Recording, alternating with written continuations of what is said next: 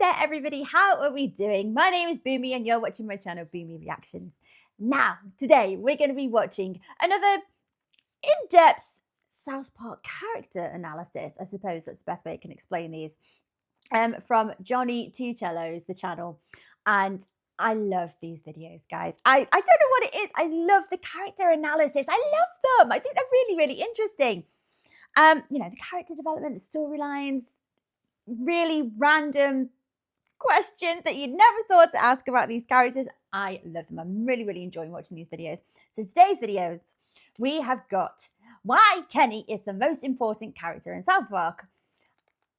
Okay, interesting concept. I don't think I've ever thought of Kenny as being the most important character. I think he's naturally the one character out of all of the lads that just doesn't really, well, he gets airtime. He's, you know, he doesn't really get any main storylines, maybe less than the others. And maybe it's because you can't really decipher what he's saying. He's always really muffled behind his cute little hood. And we've got a really cute little picture of him here in the thumbnail. Let's get that up. Ah, little Baba. I think that's him from the movie, isn't it? Oh. But yes, okay, that's an interesting question. Why is Kenny the most important character in South Park? Explain.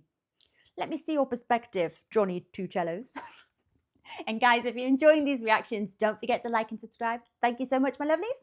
If you're interested, I have a Buy Me a Coffee account. That link is over here. And if you would like to help support my channel any further, I have a Patreon account. And if you want to check that out at all, that link is in the description just below there. Right, oh, I forgot to mention this was requested through Buy Me a Coffee, through Anonymous. Thank you so much, my lovely. You know who you are. Anyway, let's crack on with the video. I've done enough talking already. You know what I'm like. For my money, no character in South Park history has had a journey and evolution as satisfying as Kenny McCormick. The character started as a one-note punchline who was killed in every single episode, to briefly being killed off permanently, and before you knew it, with some smart writing and creative narrative maneuvering, Kenny became a genuinely complex and compelling character. He went from basically being too thin to use in any substantial way, to having arguably the most nuanced and tragic backstory. Oh! Maybe I haven't seen enough of South Park. I haven't seen enough of these episodes where Kenny takes center stage, obviously. So they killed him off permanently. I can't do that. Yeah, it was kind of sad. He just, in the earlier seasons, I think they killed him off like every episode.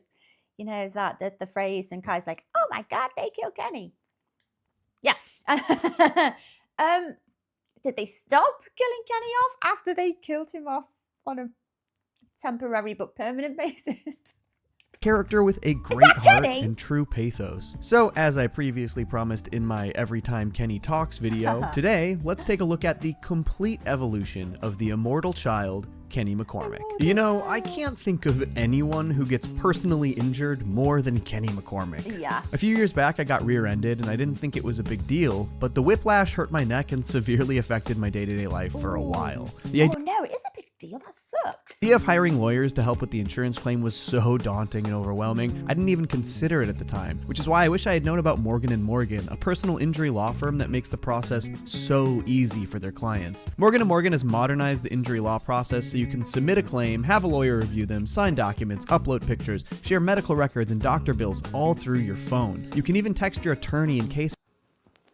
Oh my God, they killed Kenny! You bastard! That's so, as I mentioned, Kenny's first couple of years on South Park were not. Oh, and oh, there we go. The deaths were brutal as well, weren't they? They were pretty horrendous. You know, for very simple animation, they were still pretty barbaric. Not really spent exploring him as an actual character. With his trademark muffled dialogue that can only sometimes be understood, and the fact that he was killed in new ways every single episode, he was basically just a joke, meant for punchlines and not much else. In the first season alone, Kenny dies 13 times, run over by Bar Brady, crushed by a prop during the school play, impaled on a flagpole in an assassination attempt on Kathy Lee Gifford, accidentally shot by Ned, decapitated during a football game, microwaved to death, touched by literally death himself, crushed by a space station, revived revived as a zombie in that same episode and then chainsawed in half by Kyle, shot by Jimbo after he was turned into a duck-billed platypus by the son of Satan, killed by mutant turkeys, stabbed to the wall by a scimitar, wrapped and strangled by a tetherball rope, and run over by a train in an incident that would win the grand prize on America's Stupidest Home Videos. As you can see, just a huge variety of ways for Kenny to die. Yes. And of course, each death is always followed by the iconic catchphrase from Stan and Kyle. Oh my God, they killed Kenny! Oh my God, they've killed Kenny! Oh my God, they've killed Kenny! Oh, I got them the wrong way round. I thought it was Kyle that said that. Kyle's the one that said, "You bastard." Yeah, okay. You bastards! You Awesome. bastard! You bastards! There are a That's it. few smaller things in season 1 that give a tiny bit more of a look into his eventual journey. Mr. Hanky the Christmas Pooh in particular was the one episode early on where Kenny survived, and in retrospect, it gave our first small hints that Kenny was aware of his persistent death. Over the course of the episode, Kenny is asked to do a series of incredibly dangerous things, and he's clearly concerned about each and every one. And then when the episode ends, he very clearly acknowledges that he has skirted death for once. It seems like something's still not right. Yeah, something feels unfinished. Season 2 largely treats Kenny the same way as Season 1. There are like 19 more never deaths, catches some a as break. violent as having his head bitten off by Ozzy Osbourne, and some as chill as dying in a hospital bed from chickenpox. And though these seasons didn't explore Kenny as thoroughly as the other characters, we do learn a lot about his home life and his place in South Park. We meet his parents, Carol and Stuart McCormick, as well as his older brother Kevin, though he has very limited screen time and only like 3 total episodes with a speaking role. My waffle's done! My waffle's done! We also learn that Kenny is the poorest kid in town. The boys are actually really mean to Kenny about this. Yellow Mega Man is only $8.95, so maybe your mom can put it on layaway and make payments for a year or two. Kenny's house has a laugh different at design that. than the others in South Park and is much more run down, and he's persistently shown to have older or less nice things than the other boys. We don't have a Nintendo. We got a ColecoVision plugged into the black and white TV. But for the most part, Kenny was just along for the ride with the other boys in most of these misadventures, occasionally piping in with a muffled line, often to comedic effect, and always dying somehow. It wasn't You know what? I'm convinced, actually. I think Kenny's little muffled contributions, the ones that we can't understand anyway, I actually think they're probably really insightful. Pills of wisdom. really until season 3 that Kenny would start to get a more substantial focus as an actual protagonist, with the first real instance being the season 3 premiere, Rainforest Schmainforest. And it would also establish a long-running character trait that makes him stand out from the other boys. He's very interested in girls and dating, seemingly in a just much more impassioned way than Stan, Kyle, or Eric. The episode starts with a choir called Getting Gay with Kids coming to South Park to talk about their work to save the rainforest. But even though Kenny thinks the group sounds lame, he instantly becomes enamored with a girl in the group named Kelly. And because of the kids' bad behavior, they're all sent with the choir to save the rainforest. While we know that all of Kenny's friends understand him very easily, Kelly is one of the first characters in South Park to acknowledge his muffled dialogue. Lenny? Johnny? Oh. Over their time spent in the rainforest, Kenny and Kelly get really close, and Kelly develops feelings for Kenny, though she doesn't want to act on them. Once this choir tour is over, we'll never see each other again, and that would devastate me. So I can't have any feelings for you. I just can't, Lenny. But through the Such chaos girl and danger drama. of their rainforest misadventures, Kenny wins over Kelly. He even jumps in front of her to protect her from gunfire, a moment that in hindsight would really foreshadow a lot of Kenny's future development. And at the end of the episode, Kelly and Kenny decide to long-distance date, although they decide this moments before disaster strikes. We'll have to call each other every other day. Okay, I can do that. Lenny, no! But amazingly, for the first time in the entire series, Kelly decides to actually try to help Kenny instead of just yell about the bastards who Yeah, killed just him. watching No one's him ever die. tried this, and it actually works. Whoa, dude! Kenny would survive this episode after being revived by Kelly, a very rare occurrence. So this episode marked a couple major milestones for Kenny. His willingness That's actually a big deal. The first person to actually attempt to resuscitate him. The first person to actually, do anything other than being a bystander when he dies. And, oh, that's so cute. to sacrifice his own well-being for Kelly would hint at some of the major character turns we would see from Kenny later in the series. It shows the first of a few times where Kenny throws himself into a relationship, and also one of the first times a character takes Kenny's death seriously, leading to his immediate revival. The next time Kenny got the spotlight is still to this day one of his biggest and most emotionally affecting stories. In the And it was film. actually in the South Park movie, Bigger, Longer, and Uncut, which released in the middle of season 3. I honestly still need to make a video dedicated to that movie as a whole, but let's just talk about Kenny's incredible arc here. Kenny's death in South Park Bigger, Longer, and Uncut is actually the major inciting incident for the entire plot of the film. After the kids see asses afire in theaters, Kenny tries to light his fart on fire and nearly burns to death, though the thing that actually kills him is the doctor, played by George Clooney. Son, I have some bad news. We accidentally replaced your heart with a baked potato. You have about 3 seconds to live. But for the Oh my gosh, I totally forgot that. Is that actually George Clooney? At least he's got a good sense of humor. first time in the series, they show Kenny's experience moving into the afterlife, unfortunately being rejected from heaven and sent straight to hell. They tease this subplot perfectly earlier in the film as Kenny leaves home to go see a movie with Stan and the boys, and his mom chastises him for missing church. You go ahead and miss church, and then when you die and go to hell, you can answer to Satan. And though Kenny is initially tortured by Satan, for the majority of the movie, he actually tries to help support Satan through his abusive relationship with Saddam Hussein. You're right. I should leave him. I'm just gonna tell him, Saddam, I'm going to Earth to rule alone. This all culminates in the most perfect climax. After Satan and Saddam start to storm the Earth, Satan finally takes Kenny's advice and kills his abusive boyfriend, granting Kenny a single wish as a reward for helping him. Kenny wishes that everything would go back to how it was before Satan came to Earth, meaning he saves his friends, but he sacrifices himself. Kenny, you realize that means you'd go back too. Kenny even gets his first ever I learned something today speech, though And it's the first time you ever see his face. it's too muffled to quite make out what he says. After this, Kenny removes his hood and reveals his fully uncovered face for the first time in South Park history. Goodbye, you guys. This entire film is incredible, but just like Rainforest Schmain Forest, this is another huge story that would set important precedents for Kenny as a character. Through his subplot with Satan, we see how caring and empathetic Kenny can be as he helps Satan navigate a really difficult situation, and we once again see his willingness to risk his own well-being for the good of his friends and the world through his sacrifice at the end of the film. I've never thought about that. He actually is very, he's a lot more feeling than the other characters, isn't he? Maybe he is one of the most important characters. This film was genuinely one of the most random, weirdest things I've ever seen. And using that little photo that saying just was the icing on the cake. It was just so weird.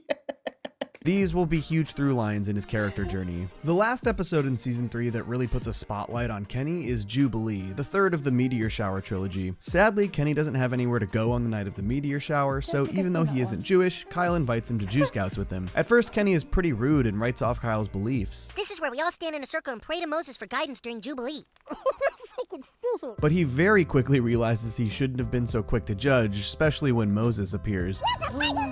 That's Moses, stupid! Unfortunately for Kenny, Moses realizes he isn't Jewish, and the Jew Scout leaders force him to leave the ceremony. But despite this, Kenny actually ends up returning to the camp to rescue everyone there. When one of the Scout leaders captures Moses in a conch shell and starts to summon the evil Haman, Kenny literally kills himself in order to crack open the conch shell and free Moses. Did he have to bash it on its head? I mean, could he not have just thrown it against a wall? Kenny, no! Kenny once again sacrifices himself to save others, even people who had just banished him from their group. He saved us. He saved all the Jews. So, with just a few stories focusing on Kenny so far, there's a very clear pattern emerging. Though in season 4, they would move a bit further away from this early pattern and move more into some other directions for Kenny, many of which in some way relate to the fact that he's poor. In the episode Quintuplets, Kenny realizes that he's actually an incredibly talented singer.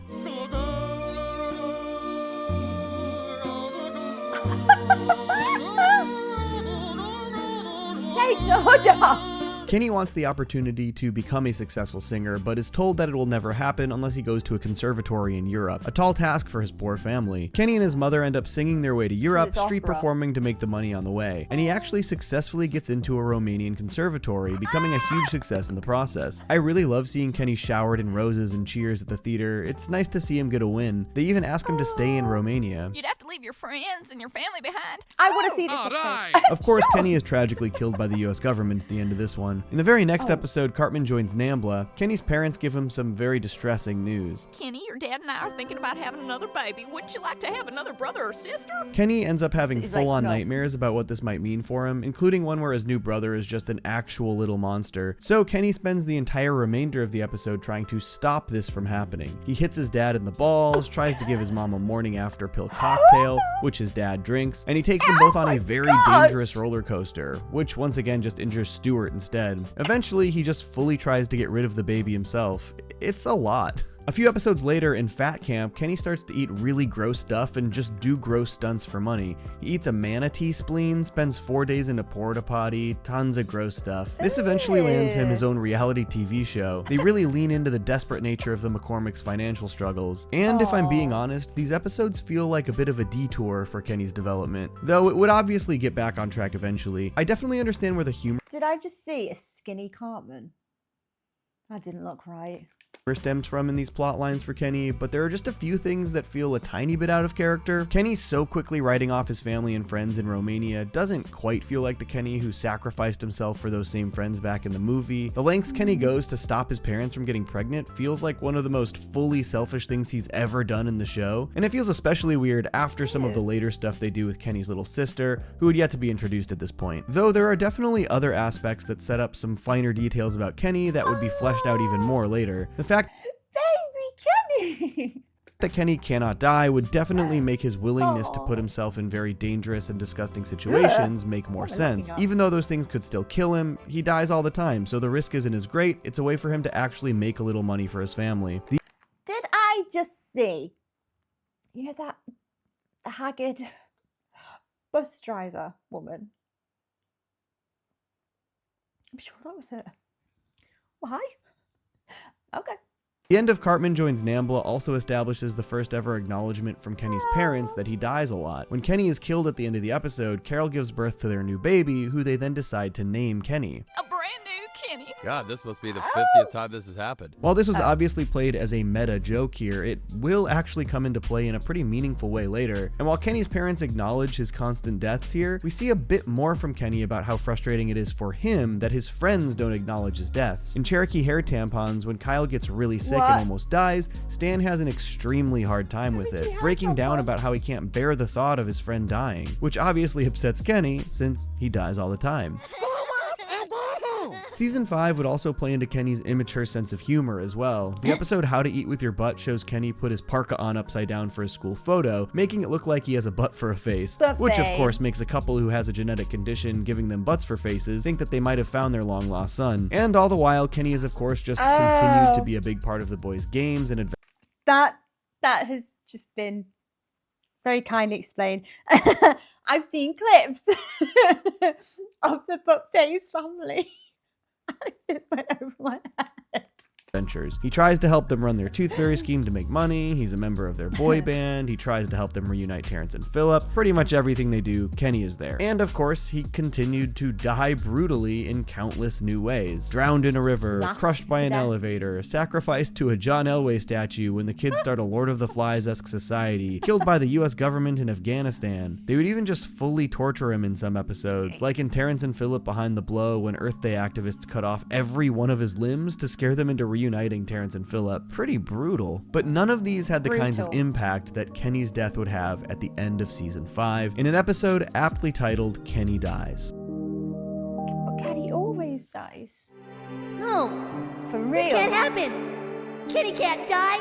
After feeling that the character was too one-note to fully utilize and becoming tired of thinking of ways to kill him, Matt and Trey decided to kill off Kenny permanently. But unlike his usual deaths, in this one, Kenny gets a terminal disease, and the episode focuses on the boys going through the stages of grief, realizing that their friend is going to die. Kenny can't die.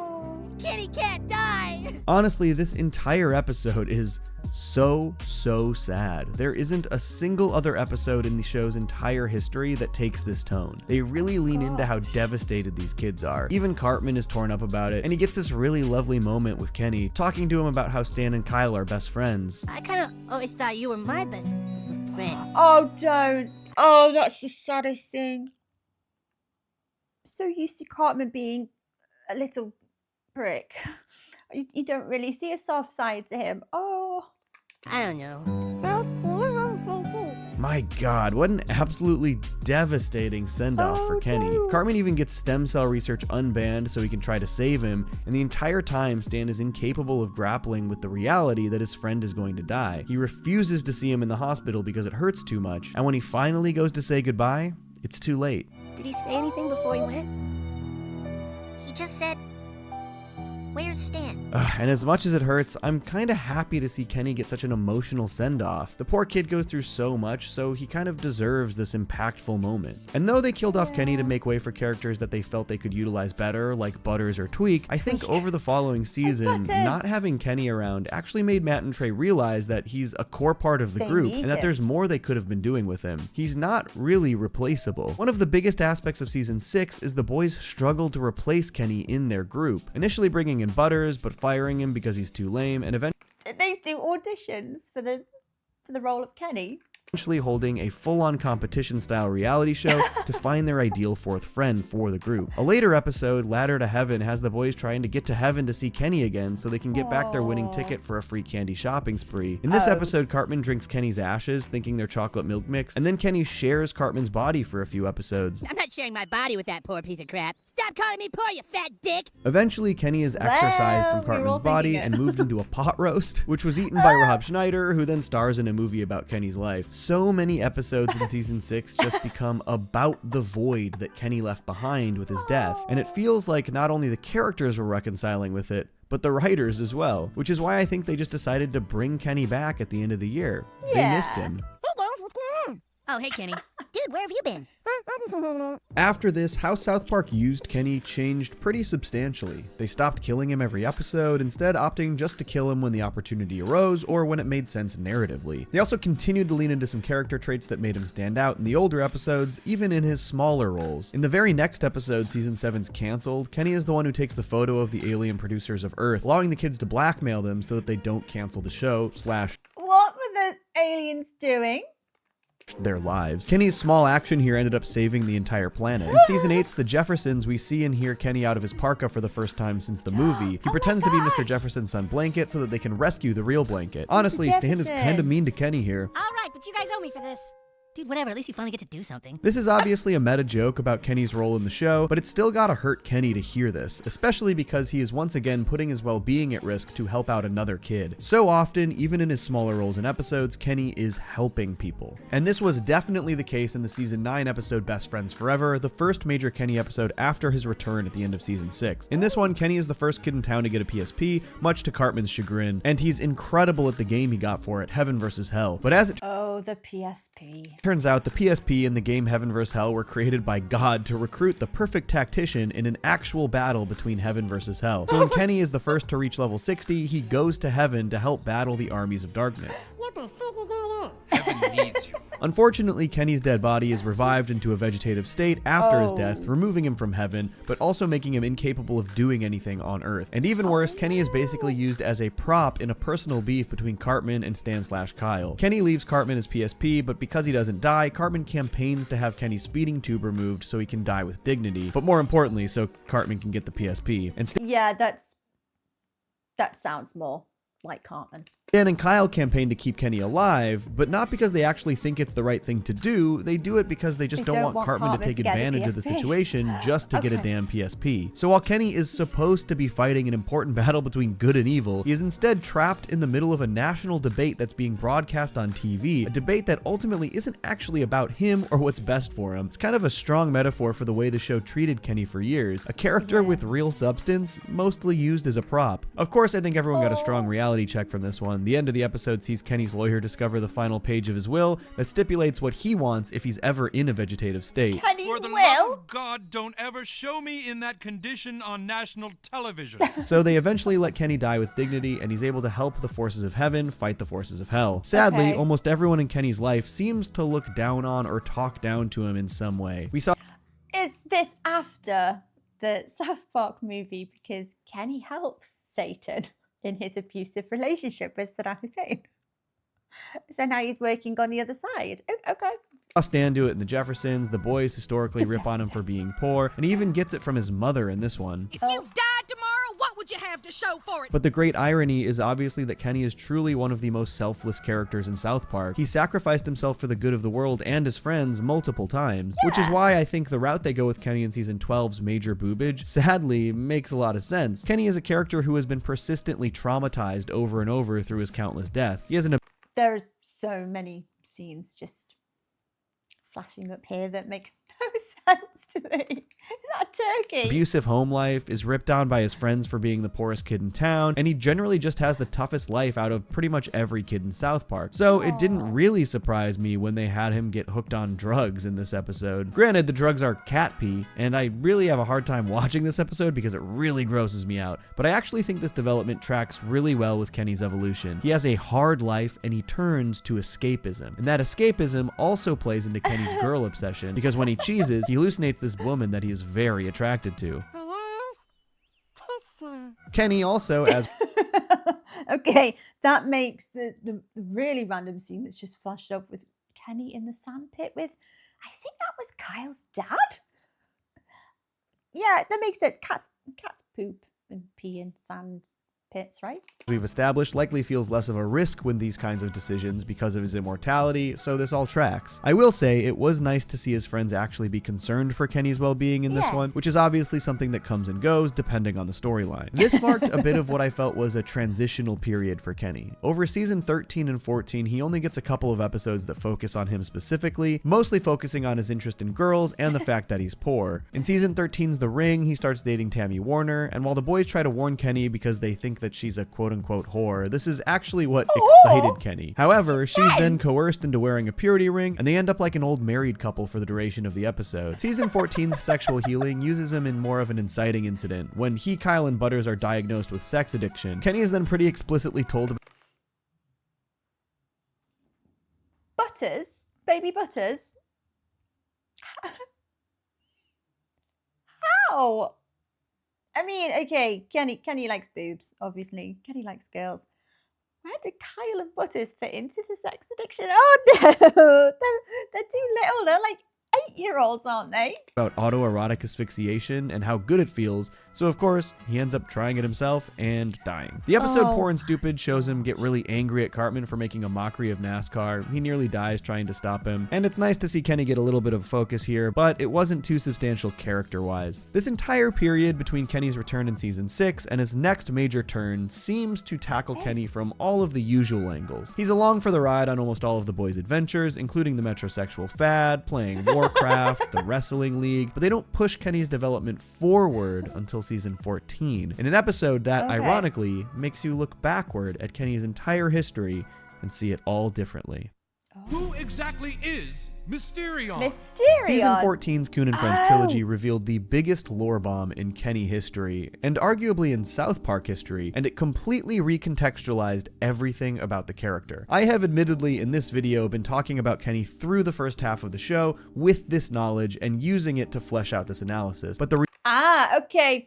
Well, I have no idea what Mysterion is, so I'll give you my 2 cents.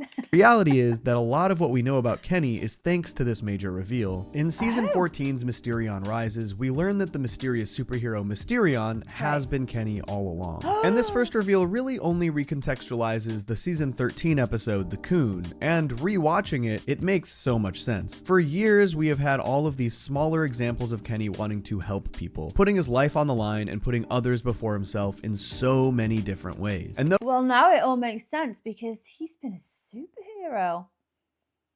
Okay, so Kenny is the secret identity. Mysterion is the alter ego.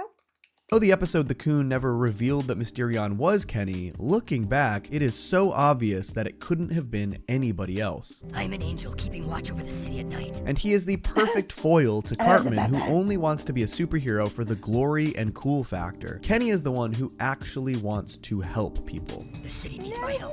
They are innocents to protect. This is such a fun way to expand on the things that have worked so well about Kenny throughout the history of the show. Taking his penchant for helping others and turning it into a bigger, ongoing persona, one that will also allow him to talk more freely than we've ever seen. But the bigger aspect of the lore bomb is, of course, the reveal in Mysterion Rises that Kenny has an actual superpower. What is your power? I can't die. This is the first time that Kenny explicitly reveals to anyone that he is aware of his persistent deaths. And that he actually can't die, but then aren't the characters aware of it? Because he just keeps coming back.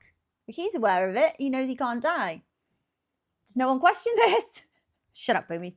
It's a cartoon. That it's something that deeply, deeply affects him. He explains that he's died countless times, that sometimes he sees heaven, sometimes he sees hell, but he always wakes up in his bed eventually. And the worst part, nobody even remembers me dying.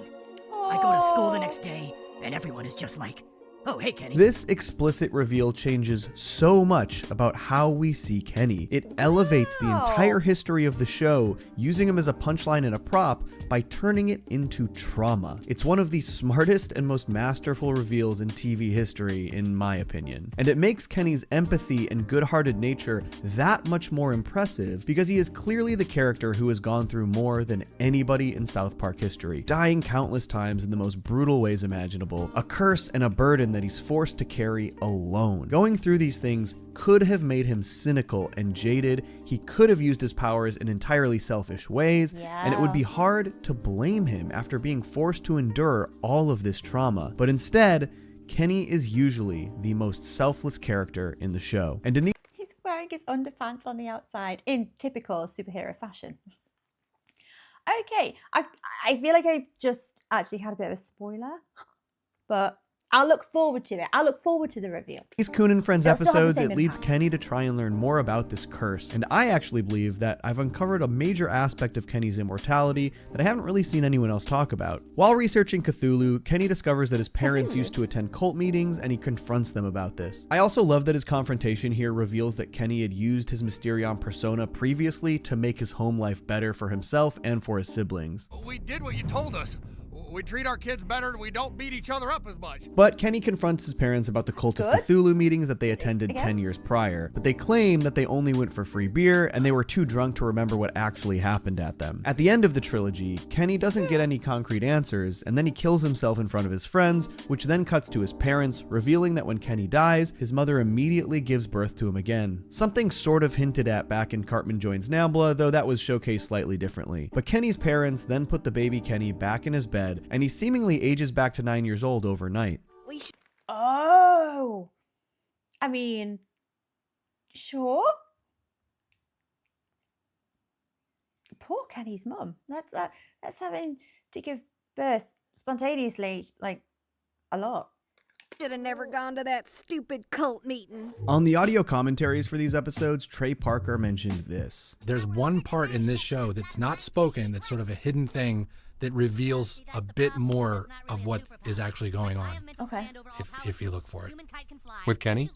Yep. And after digging through the episode, I think that this is what Trey was referring to. It depicts a group of hooded figures surrounding a baby in a sort of summoning circle, clearly performing some kind of ritual. The only thing that Henrietta says about it is this. Cthulhu and other beings are from this city, but for years cultists have tried to bring them into our world. So this is depicting some kind of ritual to attempt to bring beings from the sunken city to our world. But unmentioned is the baby. Kenny's parents were arrested 10 years prior to this at those cult meetings, which puts the time frame that they were actively attending the meetings right around the time of Kenny's birth. I expect that the ritual depicted in the Necronomicon was actually performed with a baby Kenny while his parents were blackout drunk at one of these meetings. The question is, did the ritual itself and its connection to the sunken city place the curse of immortality onto Kenny, or is it possible that a being from the lost city actually did cross over and inhabited Kenny's body and was then raised as this human child? It could also explain why Kenny's soul was able to be transferred into Cartman back in season 6. I wonder if I kind of like the idea that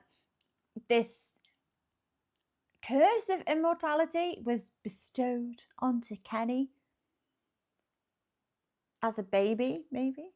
they'll ever follow this up or not, or if it'll just remain a cool little background detail. Assuming I got any of that right, maybe Trey was referring to something entirely different, but I have a feeling I'm onto something. This is actually another trilogy of episodes I want to do a dedicated video on one day, but it is filled with so many great Kenny moments, especially after the reveal that he experiences and remembers all of his deaths. And ultimately, it's really sad for him, never learning anything substantial about his origins or his curse, with Mintberry Crunch taking the spotlight at the end. But that didn't stop Kenny from continuing to use his superhero persona for the good of others. Season 15's The Poor Kid in particular is probably my favorite Mysterion appearance, with the reveal that he has continued to use his alter ego to help his family, this time his younger sister Karen. Karen was introduced back in Best Friends. His younger sister's called Karen. Forever as a background character, and this was her first real substantial role. Kenny and his siblings are put into foster care when his parents are arrested, and Karen has an incredibly hard time adjusting. But who shows up to help her? Mysterion. I was wondering when you'd appear.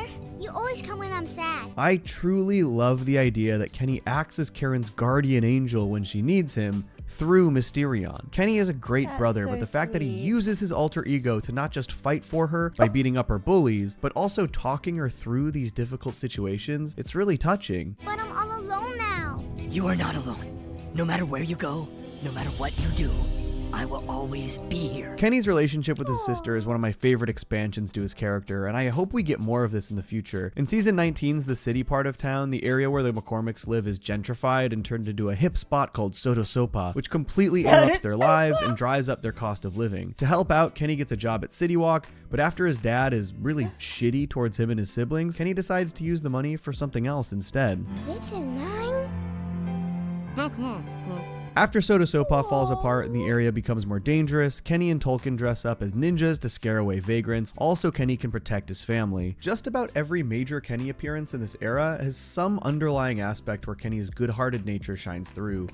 I think Kenny might, hands down, be the most lovely little good-natured kid out of all of them. In Season 16's Going Native, Butters even reveals that the only person he respects at all is Kenny. The only kid here with any sense of dignity is Kenny, and the rest of you have your heads up your butts. Kenny ends up helping all of the quote-unquote native Hawaiians in this episode by bringing them a lost stock of Chi-Chi ingredients, though these people actually suck pretty hard since they aren't actually native Hawaiians, just tourists who have basically set up in Hawaii permanently. But I like Kenny's willingness to help Butters in this episode a lot. In Season 18's Cock Magic, when the kids discover the underground Magic the Gathering tournaments where roosters face off against one another, Kenny's main concern is for the poor roosters. And when their rooster, McNuggets, is poised to face off against Gadnog, Breaker of Worlds, Kenny takes his place and plays him instead. I know that sounds silly, but Gadnog literally killed the rooster right before this. Kenny was putting himself in actual danger, and at the end of the episode, Kenny was still not concerned for himself. He was concerned for his rooster. Gadnog? I need to watch this. The only episodes in this era that I don't quite know how to fit into this development is the Black Friday trilogy, where Kenny roleplays as Princess Kenny for the duration of the PS4 versus Xbox One conflict between the kids. I guess it could be seen as more escapism, which I don't blame Kenny for. He definitely sounds like he would need it every so often, given his ridiculously traumatic life. He's clearly... So, Kenny, for escapism reasons, Kenny fantasizes that he's like what, a Sailor Moon-esque anime girl character. It just gets better and better. Meant to be a Daenerys Game of Thrones parody here. He does a lot of backstabbing and side swapping in his role as Princess Kenny. But there's one episode that I think not only encapsulates Kenny as a person, but also sets up the next big piece of development for his role in the show, and that's Season 22's Halloween episode, The Scoots. When all the kids decide to use the new e-scooters on Halloween so they can cover more ground and get more candy, Kenny is left out because he doesn't have a cell phone to be able to activate the scooters. And man, the boys telling Kenny that he's gonna be left out of the trick-or-treating is so freaking sad. I mean, if we're waiting for you, we're gonna be as slow as all the other kids. It's like, you know... Because of how genuine and sweet Kenny is, this hurts even more. Everyone abandons him because he can't ride an e-scooter. And when the influx of... Basically because he doesn't have a cell phone. He doesn't have a cell phone because they're not the richest of family. Oh, I I might love Kenny as much as Butters now. More kids on Bless him. scooters for Halloween sends the town into chaos. Kenny teams up with Mr. Mackey to destroy the cell phone tower, get rid of the scooters, and save the town from being destroyed. Mackey actually makes some really poignant observations on Kenny's role in the show and his characterization here. I know we kind of all forget about you sometimes, but you're smart, compassionate. You might even make a good counselor someday. It's nice to see a character directly say these things about Kenny. He is such a good-natured kid, and he deserves more than he gets. He even puts his life in danger again in this episode to take out the cell phone tower. And honestly, though they don't explicitly say it, I'm pretty confident that Kenny dies in this cell phone tower collapse. I don't see how he could have survived it. But this episode is such a great transitional story, because even at the end, when Kenny inarguably helps the town, his friends are not happy about it, just because they didn't get as much candy as they wanted. It showcases not only Kenny's best traits, but also the fact that his friends have started to take him for granted. And soon, that becomes one of the biggest and most central problems in South Park history. Oh no. Your friends are all kind of douchebags. At the end... Yeah, when you put it like that, his friends are kind of, you know, materialistic and self-absorbed and just not as morally superior as Kenny. Of the vaccination special, Stan, Kyle, and Cartman decide that they don't want to be friends anymore. However, through this entire ordeal, they completely patronize Kenny and take him for granted. Kenny, you want to go get on your iPad for a minute? What? No, I want to hold us. As they break up their friend group, they treat Kenny like a child that they have to share custody of, and not like one of their best friends who has been there for them in countless ways throughout their entire life. What are you guys talking about? Everything's gonna be okay, Kenny. I'll see you on Monday. And I'll come pick you up on Thursday, Kenny. Huh? To them, he's not a friend, he's an obstacle, a problem that they have to deal with sometimes. Oh, wait, I can't! I have Kenny this weekend! Shit! And the way they treat Kenny here alters the course of history forever. In the post-COVID specials that take place 40 years in the future, Kenny is a scientist and a humanitarian. Oh, that is Kenny! That's old Kenny!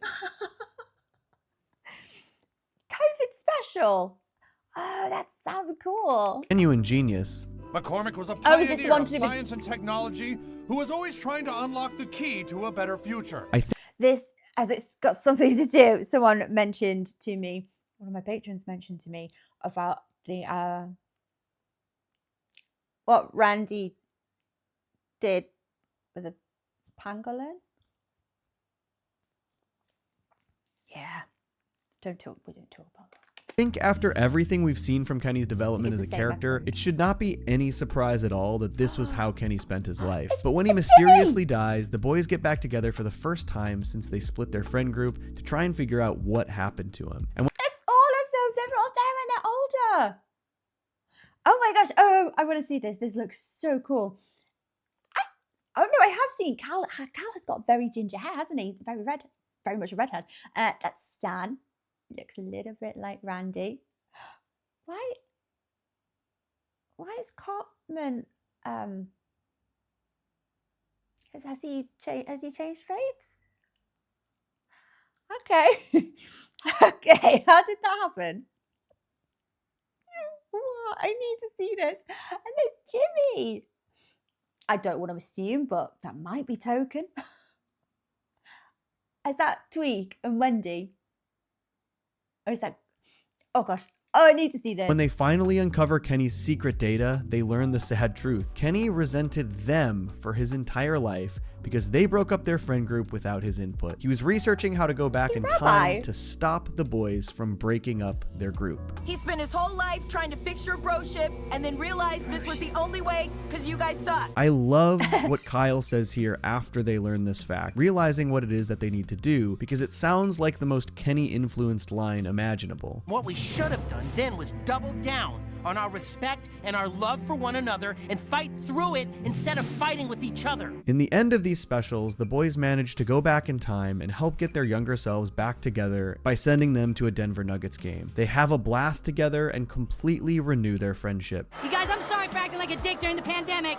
I'm sorry too, dude. And this renewed friendship actually completely alters the course of history. Instead of a horrible dystopian future where Stan's mom and sister die in a fire, Butters slings NFTs, Kyle is alone, Stan is an alcoholic, and everything is generally miserable, what happens to Randy? Buddy's life is inarguably better in every way. Well, everyone except Cartman, but that's a different story. But isn't it just perfect that this all happened because of Kenny? We've just spent all of this time looking at how Kenny continues to find new ways to help those around him, despite the horrible cards he's been dealt in life, and despite the fact that he has, in general, for his entire life, sort of been taken for granted. And here, because of the deep resentment he felt for his friends because of them taking him for granted, he finds a way not just to help people, but literally change the entire timeline for the better. All of history improves thanks to Kenny's actions, a pretty incredible testament to the character. Kenny's history is so unique. He started as a character who was completely one note, a simple punchline. And as the series went on, he started to develop undeniably positive character traits, slowly becoming a person that was always willing to stand up to protect his friends, to protect the world, and to protect what's right. All of this through the revelation that Kenny is literally cursed to experience countless horrifying deaths dozens of times over, an unfathomably dark existence. And despite this, he maintains his drive to always do what's right, to the point where he literally healed the entire world multiple times over. I think it's hard to argue that there's any character who has done more good in South Park than Kenny McCormick. Oh, I understand. Oh. Johnny to challenge. Okay, I feel like I had a moment in there where a moment of enlightenment. I get it. Oh my gosh. My only regret is that I haven't seen the build-up. I haven't seen all these episodes, showing this character development. I've kind of spoiled it for myself.